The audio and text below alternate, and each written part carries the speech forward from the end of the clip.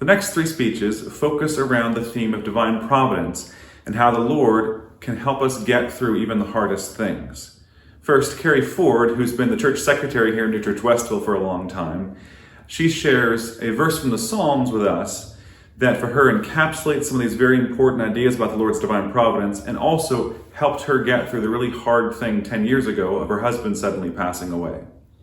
Next, we have Barry and Louisa Alley from the New Church Buccleuch, who are stalwart, very involved members there, sharing about one of their favorite passages from the teachings of the new church about the Lord's divine providence and how it's helped them get through the difficult times recently.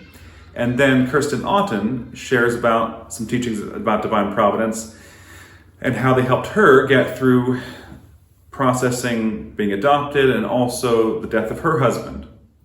And I just want to share one other idea that I happened across yesterday, connected with divine providence, which is a fun connection with New Church teachings. Apparently in ancient Mesopotamia, the way they pictured time was not the way we often talk modern times, of like facing the future and looking ahead, but rather they conceptualized time as being something that we move backwards through. Like, so we move through life facing the past and going backwards into the future. And it makes sense because in that conception and in that metaphor, the things that happened most recently are most clear for you to see. The things that happened longer ago are harder to see. And of course, we can't see the future at all. So that's a fun connection with ideas of divine providence. Please enjoy these next three speeches about divine providence.